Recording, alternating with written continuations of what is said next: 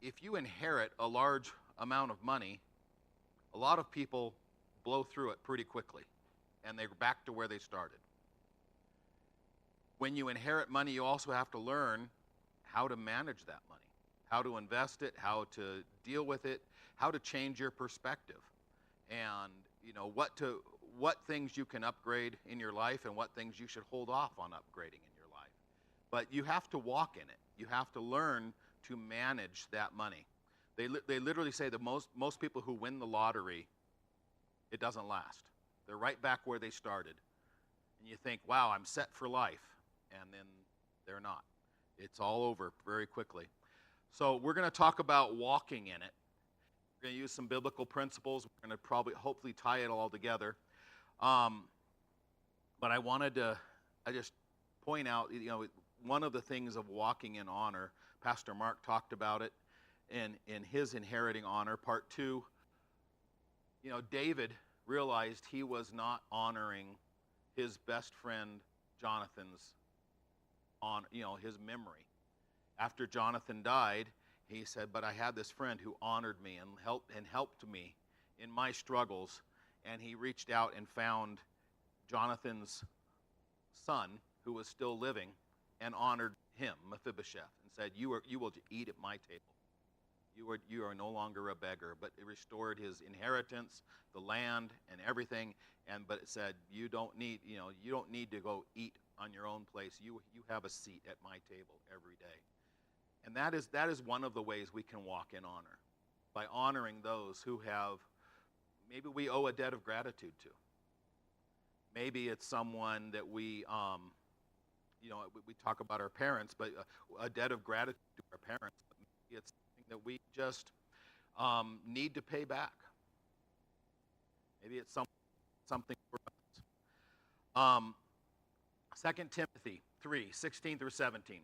All Scripture is inspired by God and is useful for teaching, for reproof, for restoration, and for training in righteousness, so that the person belonging to God, or the man or woman of God, may be capable, fully equipped for every good deed. Now there are different translations. I memorized this as a kid in a different translation, so it's hard to read it like this. But the King James perfect. The man of God or the person of God may be perfect. Some translations say mature, complete. They're all taking a word in Hebrew and trying to figure out the best word in English to use. But capable, mature, complete, perfect. And that's what we want to be. I want to be. I want to be that man of God who is full for every good. All right? Some translations say every good mitzvah. So what stops us from pressing in? What stops us from walking in that inheritance? What's that? Life, yeah. Fear. Yeah, we're going to talk about fear. That's a good one. The first one I want to talk about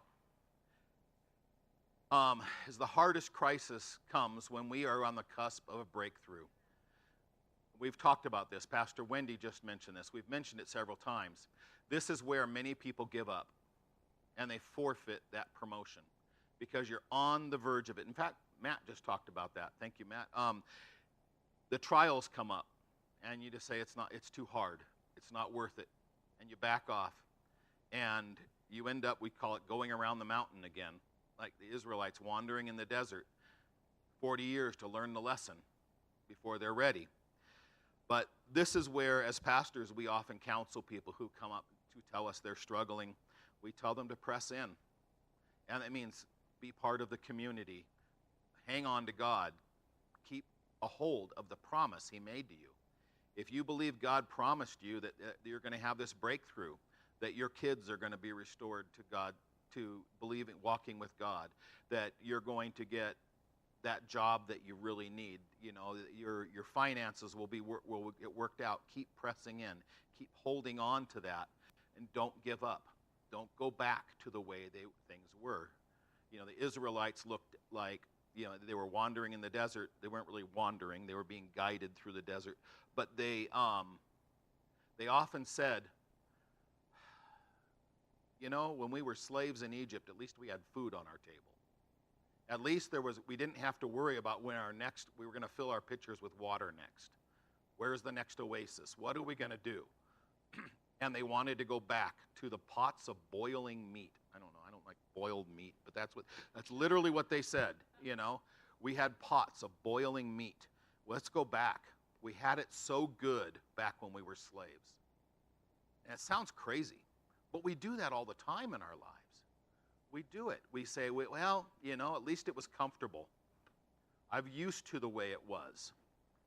And yet God has promised you something more if you will cling to it and walk in it. When we've counseled people to press in, we've seen a lot of people and just run away anyway. But the people who have hung on and persevered, just about every one of them has come back and said, I'm so glad I did that. I'm so glad. I'm so glad I pressed in. I wanted to go home and just hang out and stay under the covers, and I came to church. And what a blessing that day was. The people said things to me I needed to hear. The lesson was good, whatever, but I'm just so blessed that I came. Sometimes it's that simple.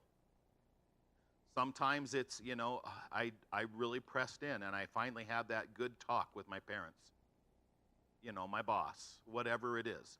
And I finally said those things, and everything's changed. Everything's so much better. If you are going through great trials now, press in. Don't shrink back, because those trials are the indication that you are on the verge of victory. They say the darkest time of night is just before dawn. I don't know if that's actually true. It feels that way. That you've been through the whole night. You've wrestled it out. You've been on your knees praying, whatever it is, and then dawn breaks, and it's like, oh, it's a new day. How many of you heard the saying, during the test, the teacher is silent? It's not the time to ask questions, is it? It's not, how do I do this again? Well, we've been teaching it. Go figure it out. Your best answer on the paper. But the teacher doesn't give instruction. And oftentimes when we are in those moments, when we are struggling and we're crying out, God, where are you right now? It's because we are in the middle of the test. And God will speak to us again when we've completed the test. But once we've learned what we're supposed to learn, and now God says it's time to walk it through, the instruction stops for that time. And the test is, are you going to apply it?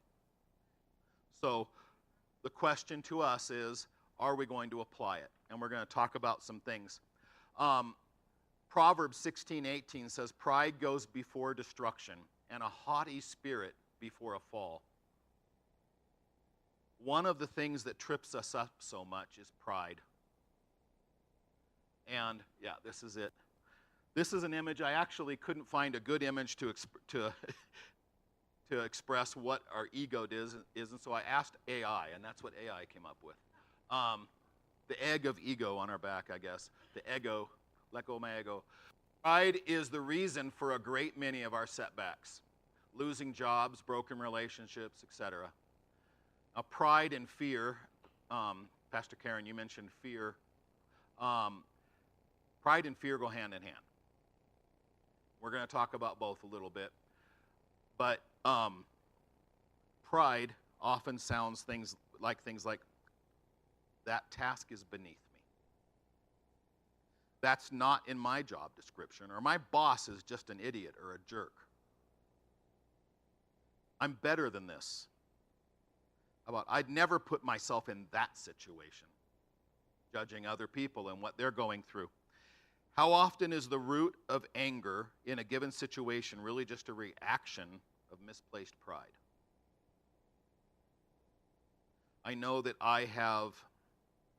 I've run into situations, dealt with people where and sometimes it was a boss, but realizing, oh, I see what's happening here. They actually have a very fragile ego, and I just stepped on it.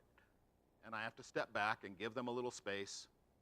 But we deal with it in all areas of life. I dealt with friends, close friends, when I suddenly realized, oh, okay, I've got to give them a little bit of room here because they're suddenly showing that what they're exhibiting as pride or anger is really just a fragility. When I was a kid, I used to, I worked at Carl's Jr. for a while in high school, and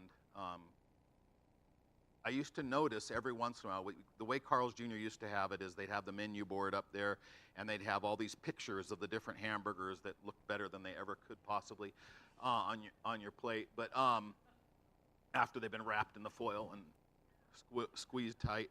But they would also have the list of all the hamburgers, and they listed every ingredient.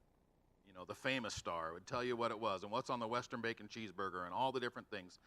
And every once in a while, you'd have usually an older man walk in, and he'd just point and he'd say, I want that hamburger. And it's behind me, and it's up there, and there's a whole bunch of them. Usually it's a group of 4 hamburgers together, and I'm sorry, which one would you like? Did you like the Western Bacon Cheeseburger or the famous star? Which one are you talking about? And he goes, I want that one, just that one. And what's on it? And of course, the way they make the picture, you can see every ingredient. You can see the mayonnaise dripping. You can see every ingredient on there. And I'd say, I began to realize after a while, I just ran into someone who doesn't know how to read. An older gentleman, and I don't know what he went through in life, but he doesn't know how to read. And as ornery as I was, I played with him a little bit. And I'd say, well, the ingredients are listed right there. It's like, just tell me what the ingredients are. But, that's a defense mechanism. And I eventually give in and just say, okay, well, here's the ingredients. And I'd tell him, and we get him his hamburger, and he'd go. But those men would use anger as a defense mechanism to get me to back down, to just comply, without them having to say, I don't know how to read, all right? But being a teenager, I like to mess with them a little bit, and I took my opportunities to do so. But it was kind of a cruel thing because I knew what I was doing. But when we say these things, I would never put myself in that situation. I'm better than that. We're actually speaking word curses over ourselves. We are saying things to ourselves that aren't true. We're speaking lies. Because we've said it before. You want to be a pastor, be ready to clean the toilets. Be ready to mop the floor. Be ready to get in here with a vacuum, or come early and start straightening chairs. These are the things we do, and it's not just getting up here and talking. We spend hours on the phone with people, visiting with people, doing various things. This is what you see standing up and talking, but it's the culmination of a week's worth of work a lot of times. And there is a lot that goes into it, and a lot of prayer, a lot of working with people. And I don't remember where I was going with that exactly. I think I am still a little tired. But we do these. We think that someone's life is so easy. We think their job is just what we see. And yet we don't see all the work and all the agony and things that go into it, and we're quick to judge people.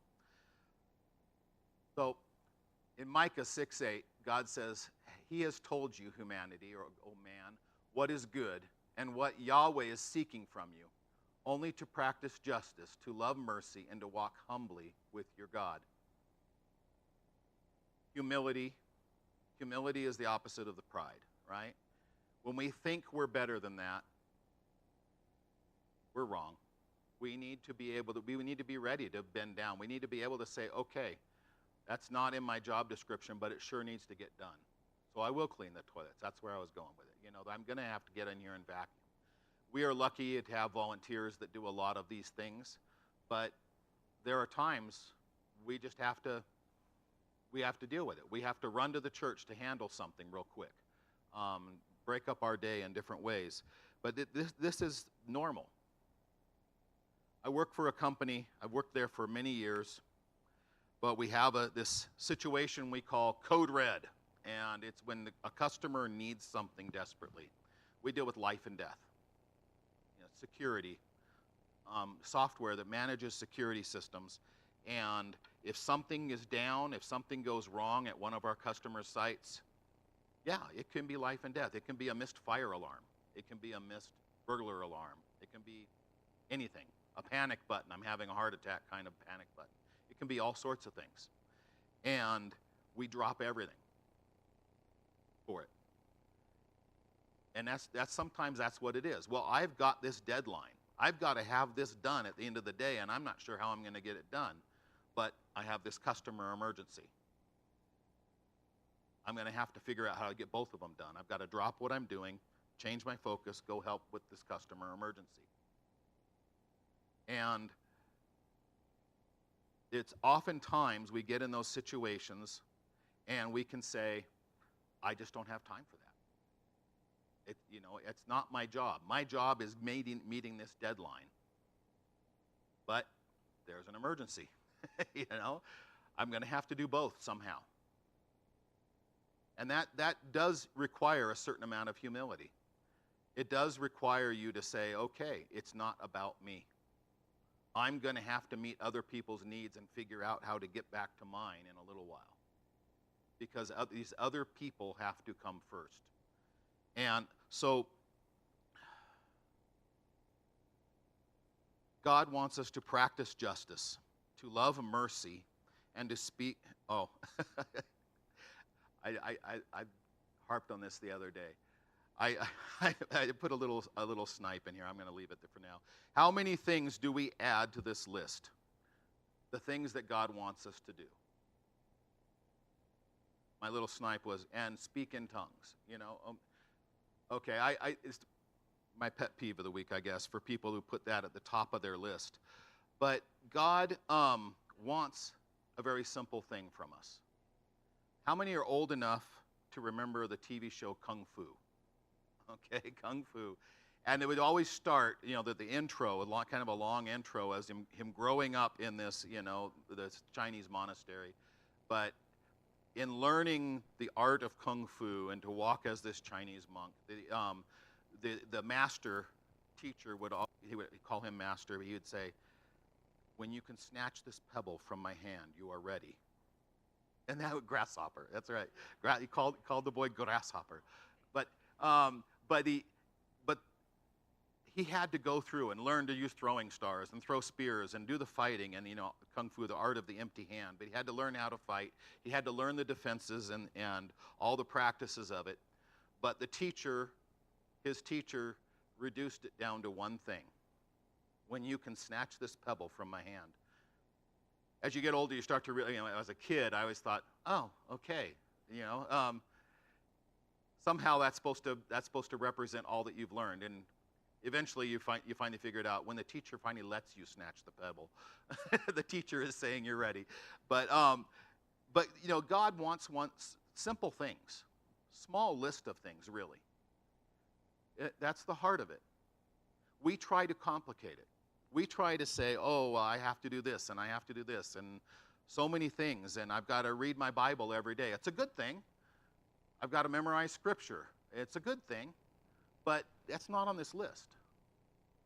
What God wants you to do is seek justice, love mercy, and to walk humbly with your God.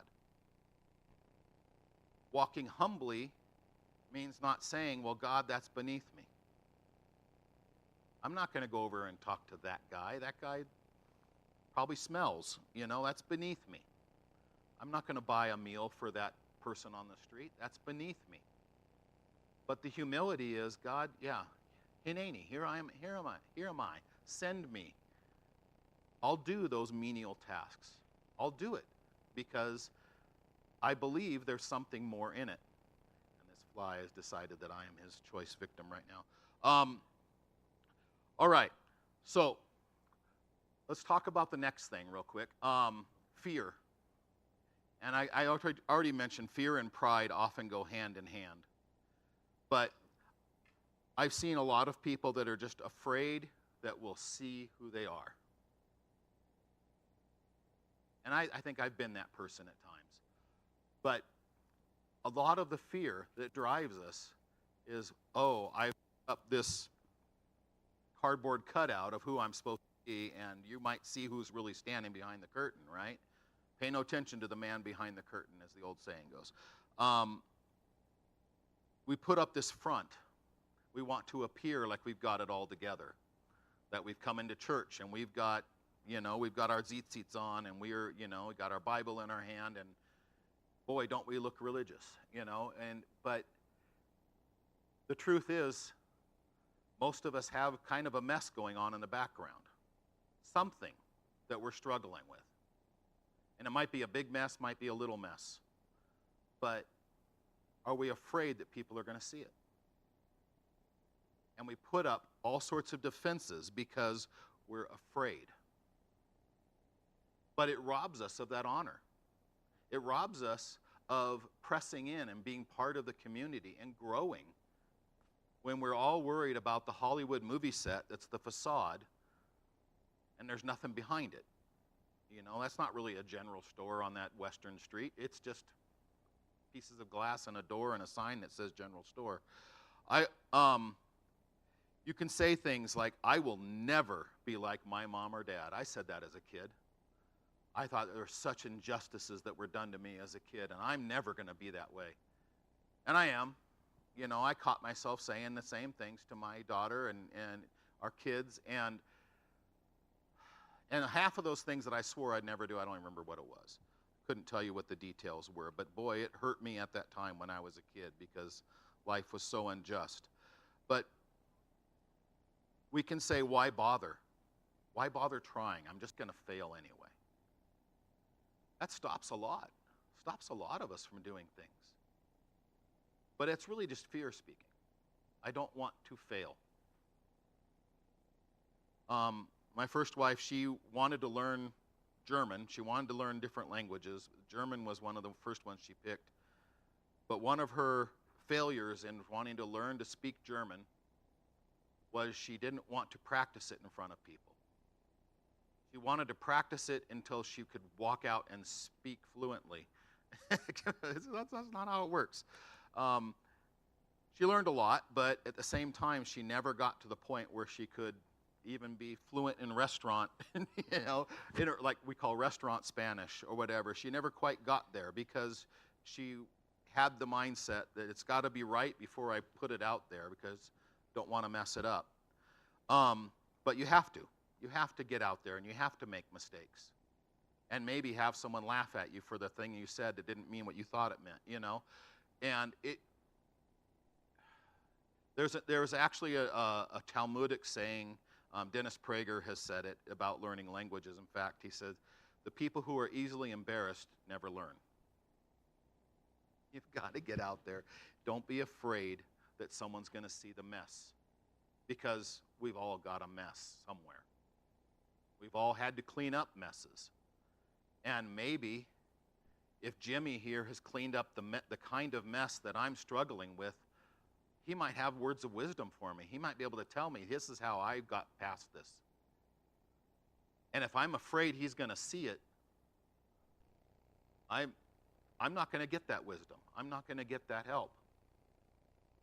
Don't let fear cripple you, because these things steal our ability to walk in our inheritance, to walk in that honor.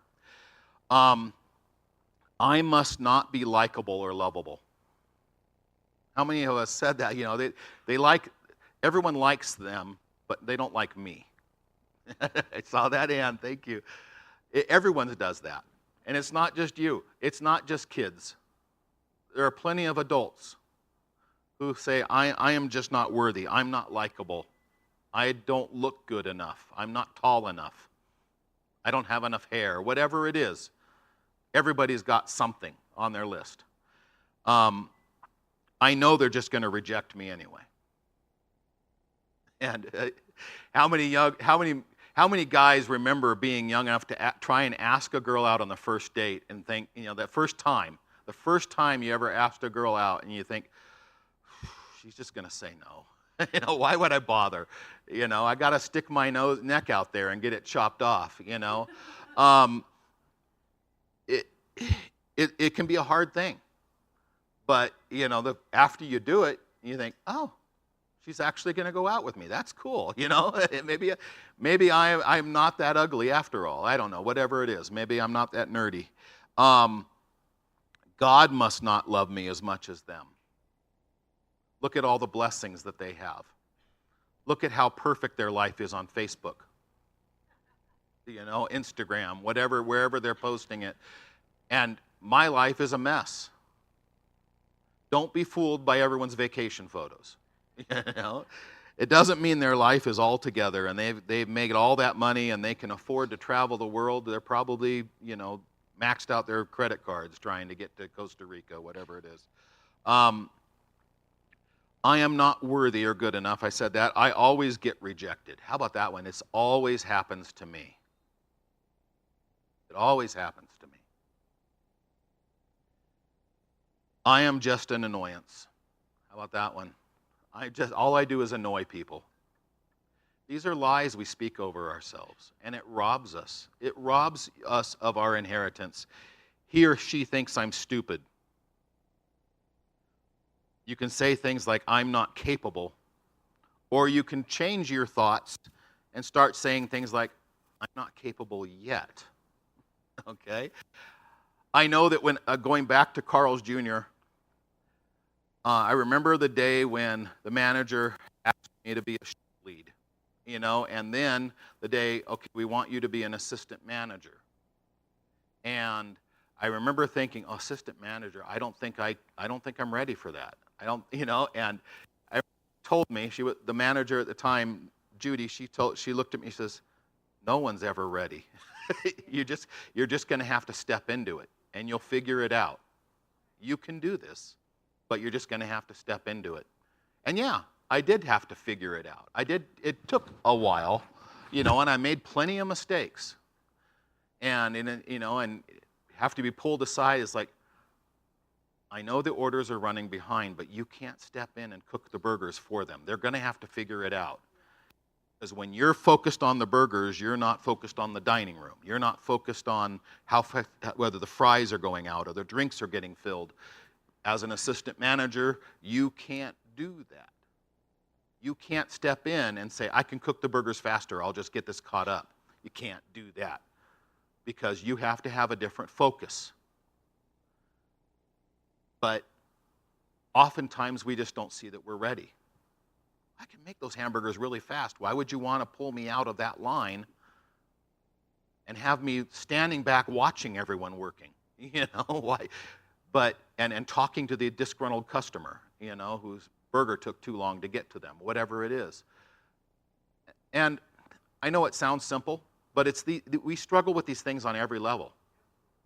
We struggle with every promotion. And it can be a big promotion. Now, Pastor Mark, became a lieutenant. He had to apply for the position in the sheriff's department, but he also had to step back and say, okay, wait a minute, this is going to take a different mindset. When he was granted that promotion, he says, okay, I've got to think about things a little differently. And it took some time to really shift that focus. And it's going to take you time to shift your mind. And if you've been trapped in these dungeons of saying these things over your life, you can retrain your mind. You can retrain your actions. You don't have to keep thinking those same polluted, cursing thoughts. I know that when I was a kid,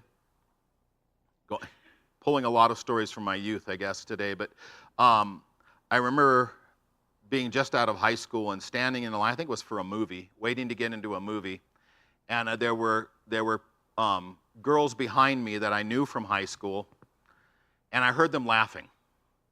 And my first thought was, is my collar turned up? Is there something on my back? What is this, And I turned around to look, and they weren't even aware I was there. They were just laughing. They didn't even see me. And I remember that being a turning point in my mind, thinking, why was I thinking that? Why did I, just because they're pretty girls behind me, they must be laughing at me? You know, what is, and I remember thinking, okay, they're just laughing. It doesn't have anything to do with me. And it started the process of retraining my mind. Instead of thinking, if someone behind me is laughing, they must be laughing at me, to, oh, they're having a good time, they're laughing. But I had to retrain it. And every time the wrong thought came up, I had to correct it, scratch it out, write it with a new thought. And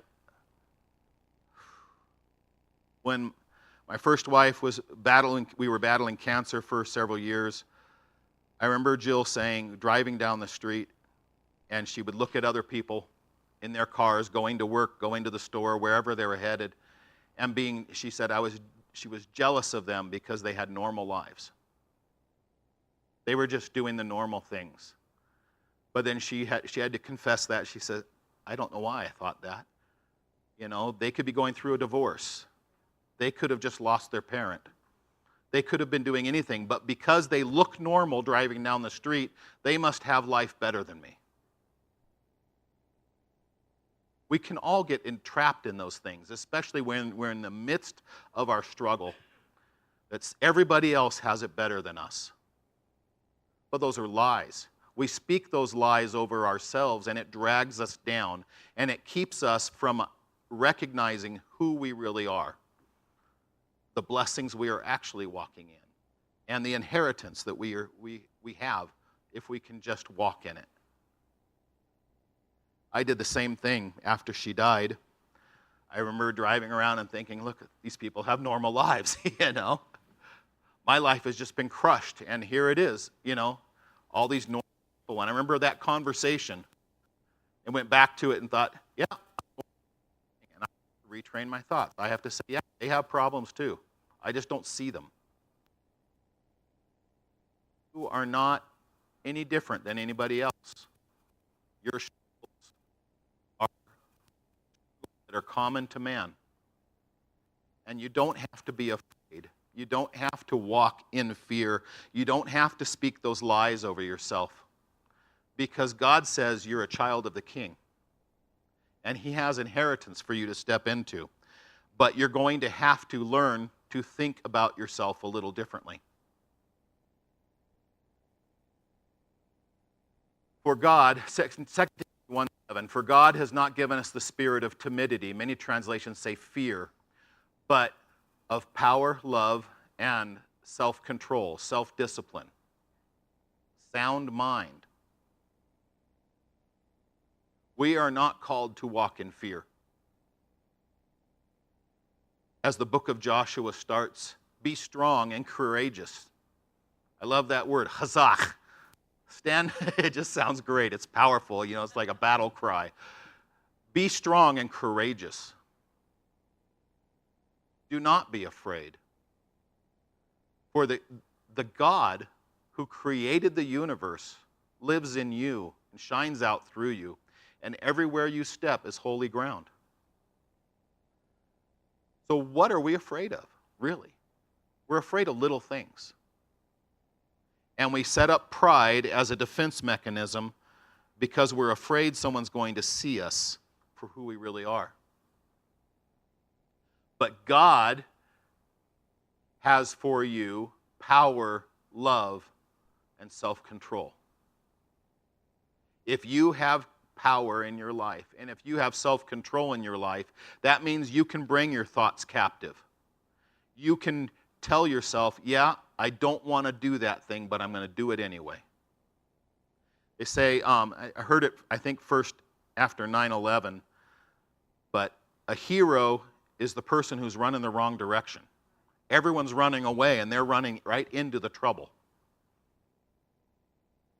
You think the firefighters on that day, any given fire, any given shootout with the police, the sheriff's department, any given situation, I have to, yep, there you go, smacking that fly. If any given situation where, yep, I have an arrest warrant, I've got to go get that guy, and he's labeled armed and dangerous. You think they don't have some fear, but they do it anyway. They have the training. They know how to do it, but that doesn't mean it's not going to go bad. We've had officers, famous, Derek Gear was shot point blank. He was trained. He knew what to do, but that doesn't necessarily mean it's all going to go the right way. But what we're called to do is say, yep, I'm afraid and I'm going to do it anyway because it's the right thing to do, right? Okay. So, showing honor.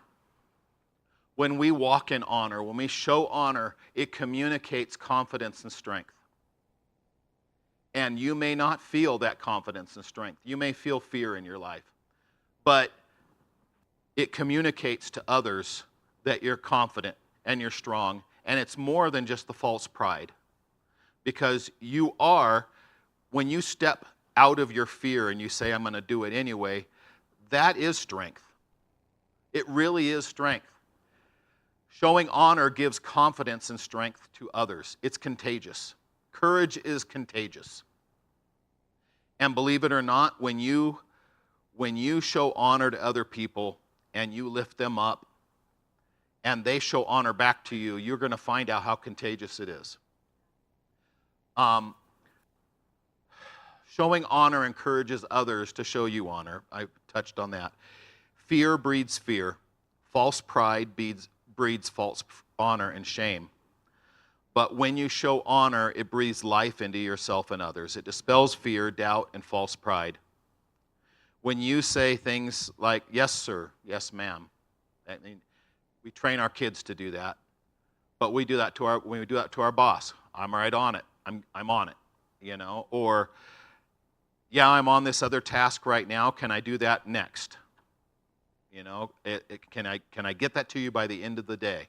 Those are things that show honor, right? You can negotiate that contract. I need you to do this, Jerry. Well, can I get that to you in an hour and a half? Because I'm in the middle of something else right now. Sure, an hour and a half will work. Great, thank you. That is an honorable conversation, right? You're not saying no. You're not saying, I can't do that right now. That's a dishonorable response. But the honorable response is, yeah, when do you need it by? Or I've had to say things like, well, here are all the things I've got on my plate. What's the priority? And sometimes I've received the answer back, I'll find someone else because those are the better priorities. You've got to handle those other things first. I'm sorry, I'll talk to Jimmy. All right. So do you speak words of dishonor about your parents, your boss, or your spouse? Do you get together with your friends and complain about your husband or your wife? Because those are words of dishonor. Do you tell people all the bad things about your kids? Or, I just can't get my son or daughter to listen. Now, sometimes you're looking for help. Sometimes your kids are older. They seem to be good kids. How did you do it? Because we've all struggled. But are you complaining or are you looking for advice? Those are two different things, right? And how we word it will change the way we are speaking to others and speaking life. We can also speak life into each other. We can say, I know you're struggling. I know you're struggling, but I believe in you. Right? I know we just had this argument, but I still love you so much. Does that make sense? Those are ways of speaking honor. And when you tell your kids, I'm so proud of you. I know you're going to do well. I believe in you. It wells up in them that they want to do better. Right? Instead of the kinds of things we are often tempted to say is like, why do you always do that? That's a horrible response. We've all done it. Don't beat yourself up over it, but decide. I went through a parenting class years ago called Love and Honor. Um, but it talked about the ways we screw up as parents. And one of the ways you change it is you start making plans. Because those situations you go through with your kids, you're going to do it again and again and again. And you say, all right, next time I'm going to handle it this way. And you start planning ahead. And you should rehearse it in your head. And you say, I'm going to say it this way. And maybe the next time it comes up, you don't do it. You fall back into the old pattern, but you make that plan again. Okay, wait a minute. I'm going to do it this other way again. This next time, I'm going to deal with it this way. And by the second or third time, you start doing it right, and you say, okay, that worked out better. That was a good plan. Let's do it differently. Let's walk forward doing it better. But we've all been the bad parent. We've all been the good parent. We've all messed things up because we learn on the job. We learn by trial and error. We learn by the way we were raised. And that might have been good, and it might have had some good examples, and might have had some bad examples. But we can retrain our thoughts. We can retrain our behaviors. We can choose that the next time my wife says that thing that just gets under my skin and irritates me, I'm going to respond this other way. And you make that plan. She never gets under my skin. It's just marital bliss all the time. She never gets angry with me either. We're perfect. That's that facade I was talking about. But we can make those plans. Because the way we respond, the way we choose to respond to each other, is the choice to bring honor into our relationship or dishonor. But just because we've always responded this way, and just because that really irritates me when you do that, doesn't mean I have to respond the wrong way. I can choose to do differently. And I may mess it up 2 or 3 more times before I start getting it right. But it's about making those plans. It's about saying, next time I'm going to respond this way. Right? And making those plans, and when it catches you off guard and you start the wrong way, oh, wait a minute, sorry. Yes, I'll drop what I'm doing. Let's go fix this thing in the backyard, whatever it is. But those are the moments when we choose whether we're going to walk in honor or not, how we respond to situations. We can show honor to our parents. Not all of us have had honorable parents. I'm fortunate enough that I have. My parents made plenty of mistakes. And I have areas of just disagreement with my parents where we're not going to agree. But my parents are also in what we call their twilight years. My dad may be in his twilight days. And I want to do nothing but honor them. They have been good parents. They taught me well. And even if we don't agree on things, and even if there's areas where we still get under each other's skin, I still thank them for being the great parents that they were. What if your boss really is a jerk or incompetent? Or just never is happy with anything you do? Well, they're still your boss, yeah. They may be the owner, they may be a manager. You can pray for them, yeah. But what if when your boss comes to you and is irritated, what if you can say something that diffuses it? Say, I see that, I understand. You're getting pressure from from the customer or from the owner or whatever. I see that. What can I do to help? Watch how it changes the situation. And watch how they will turn around and respond to you by honoring you. Speak life and honor into your coworkers and watch how they rise to meet your blessing. I am fortunate to work in a company where we do this pretty much. You know, I don't have a manager who is what we call a helicopter or, you know, a micromanager. We have been good about hiring good people that have good work. Oh, okay. Deadline, or do I need to find help for you?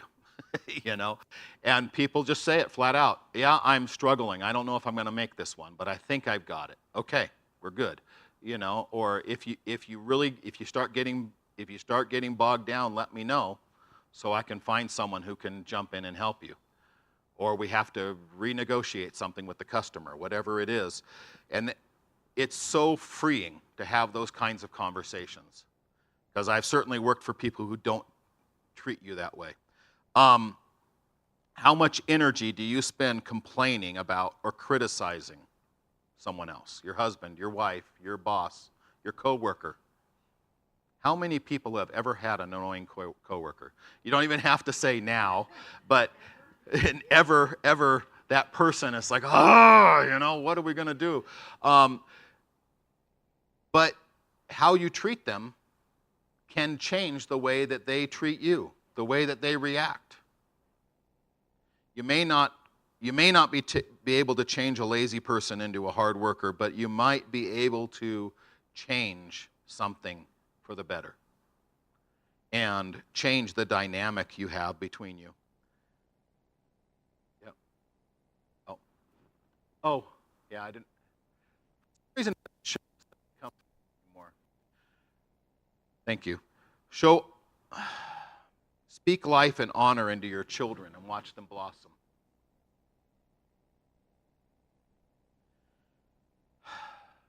Do you help an elderly person in the grocery store? Strangers? Someone who just needs a little help? I know that I've walked in, and I'm not a tall guy, but I've walked in and found someone else shorter, an older woman, trying to reach something up higher, and it's like, okay, let me help you. I think I could reach that. And watch them just, oh, so thank you so much, you know. And it's just the simplest little thing. And it's like, wow, I'm usually asking one of my sons-in-law who are tall to reach something for me, but I was actually the tall guy in that moment. That was kind of interesting. Yeah, I feel a little tall now. Yeah, do you show honor to yourself? Because out of the way you treat yourself and think of yourself is the way it spills out to everybody else. Do you tell yourself you're not good enough, you're not loved, or how does that play out in any of the areas above? How much does it stop us from stepping in and helping someone who needs help? Because, I'm probably not that good at diagnosing why their car is stuck, you know, but sometimes just stopping and helping. Sometimes just talking to them or sitting with them until the tow truck arrives, and things can make the huge difference. Honor means showing someone in a good light. Choosing to highlight the best rather than the worst. And again, it's an active choice. And like playing the piano, ask Donna over here, playing the piano, it takes practice. Nobody sits down and gets it right the first time. Nobody does. If you do, you're a savant, you know. It just nobody gets it right the first time. And you've got to get over your fear of messing it up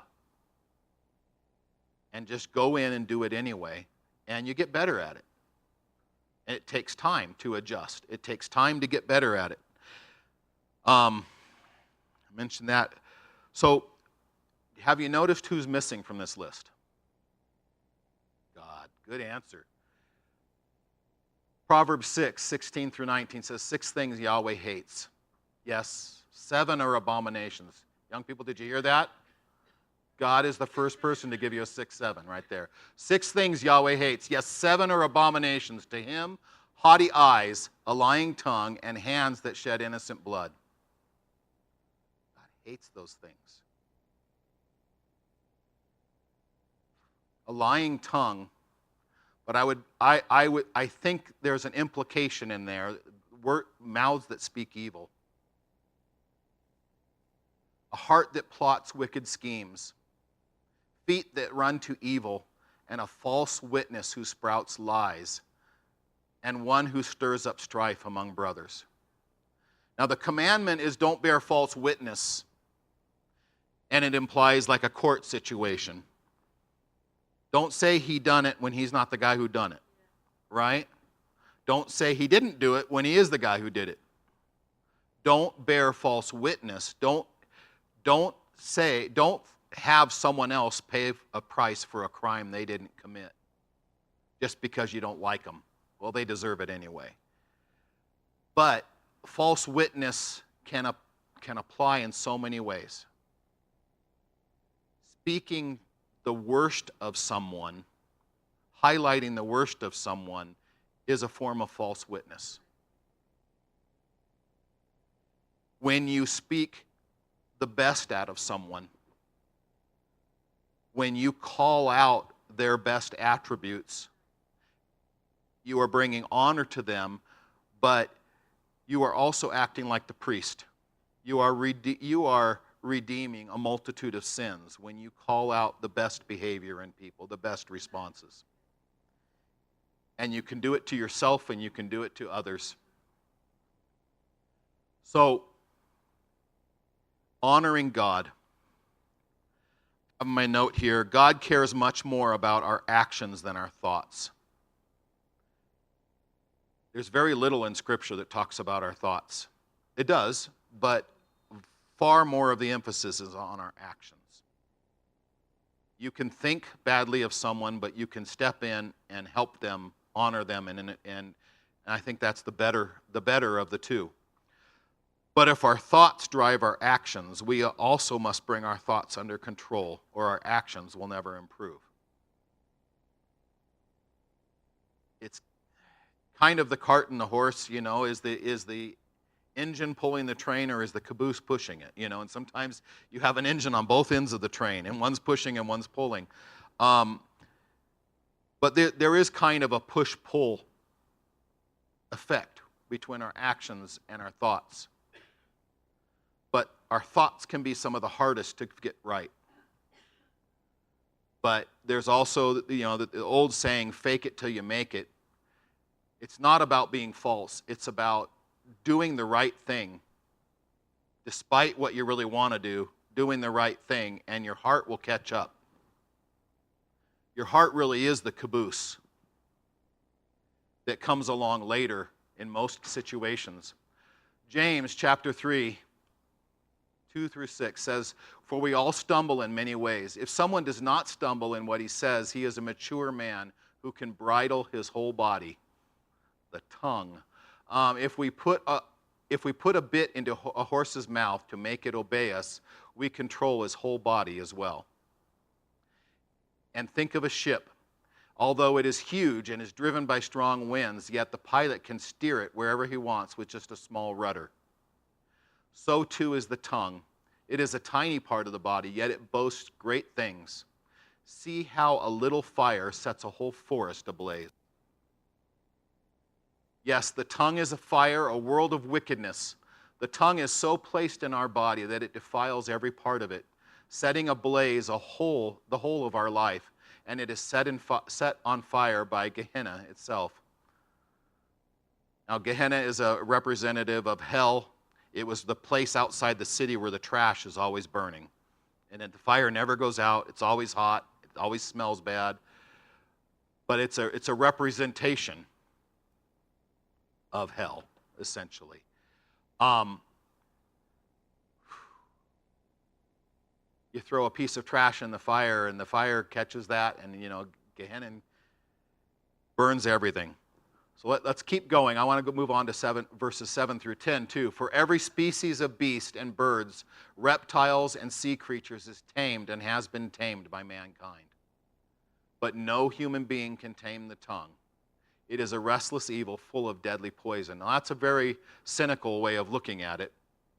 I think we can tame our tongues to a large degree. but the tongue is one of the biggest sinners in our lives, in our bodies.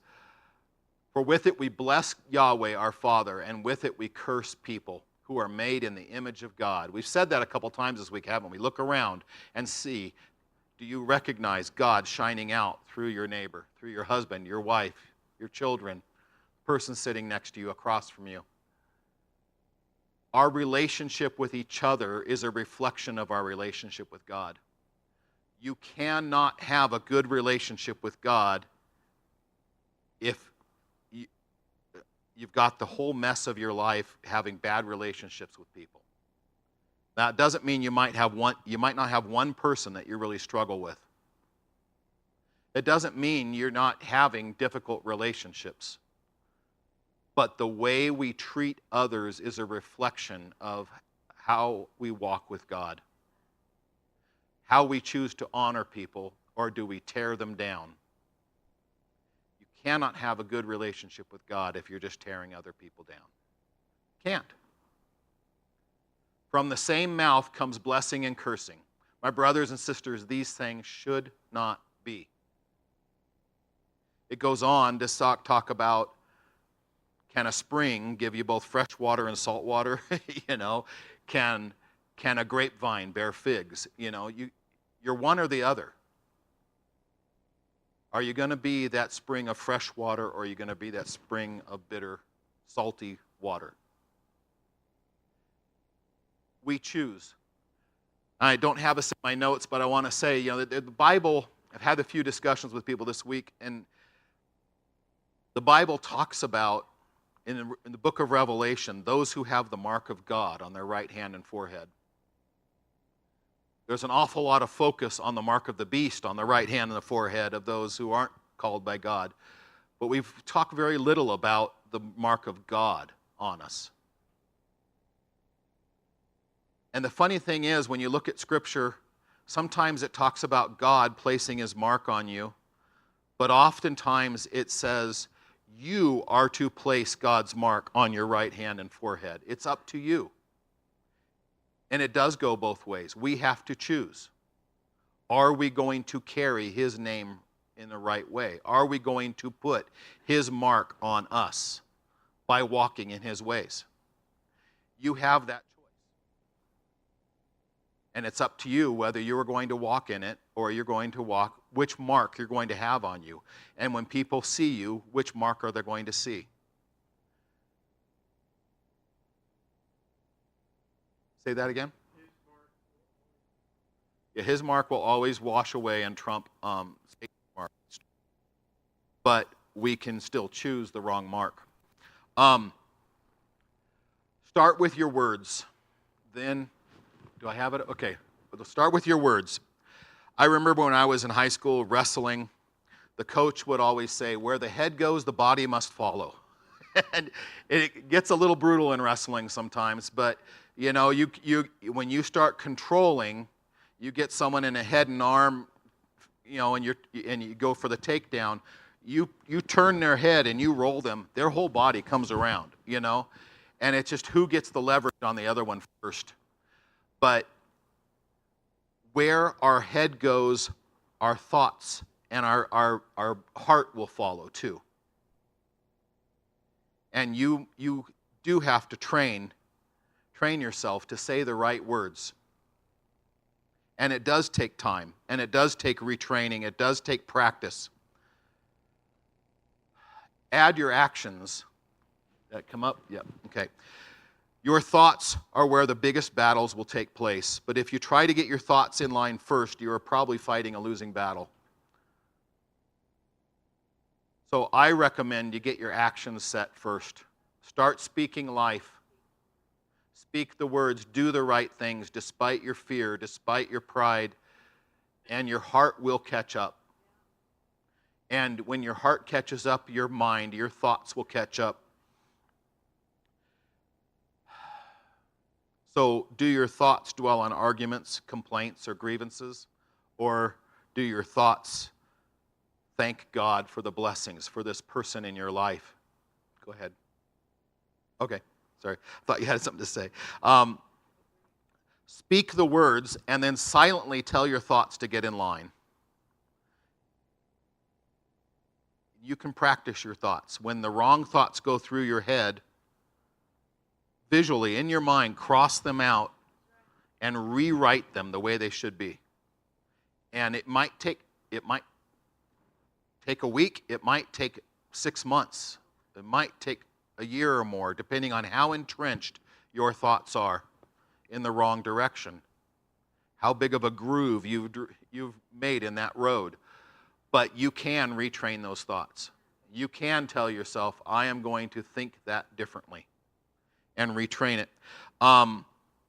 When your thoughts are dishonoring, I already mentioned that. Thoughts drive words and actions, but words and actions reinforce and train your thoughts. It's a circular process, kind of like the train. So, one of the other things that I haven't touched on yet is, who are you hanging out with? Are you hanging out with people who complain, who argue, who dishonor? Because you might need to hang out with a different crowd, because those conversations are training you to think certain ways, to behave certain ways. So you might have to change the crowd you hang out with. I am hoping and praying you find the right kind of people here that help train you to walk the right way, to speak the right way, to act the right way. Choose to bless and not to curse. Even in your thoughts, be the one who blesses. Be the blessing to others and breathe life. God has told us He sets in front of us blessings and curses, life and death. He says the curses are death. Life are the blessings. Choose life. God tells us to choose life. Choose the blessings. Choose to honor. Deuteronomy 30:19, I was just talking about that. I call the heavens and the earth to witness about you today. Some translations say witness against you today. That I have set before you life and death, the blessing and the curse. Therefore choose life, that you and your descendants may live. Breathe life into people. Breathe life into your own life. We can keep going. By loving Yahweh your God, listening to His voice and clinging to Him, for He is your life and the length. He is your life and the length of your days. Let that settle into your head. He is your life and the length of your days, that you may dwell on the land that Yahweh swore to your fathers, to Abraham, Isaac, and Jacob, to give them. I want you to think about that, because while the land of Israel is the physical promise God gave to Abraham and his descendants, there's also land that He has promised to each one of you. And again, like I started out with, it might be your relationship with your kids. It might be the relationship with your spouse. It might be your relationship with your co-workers.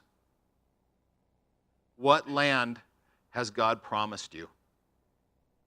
And what do you need to do to walk that out and to walk in honor to inherit those promises and to really own them? You are not an island. What you do doesn't just affect you. What you do spills out into everybody else around you in their life. Be a part of or a blessing to the community and learn to bless. Blessing equals honor equals life. Take a deep breath and think about that. Blessing equals honor equals life. These are equivalent terms in Scripture. Now walk in it and be mature, complete, perfect, ready for every good work God has for you. Thank you.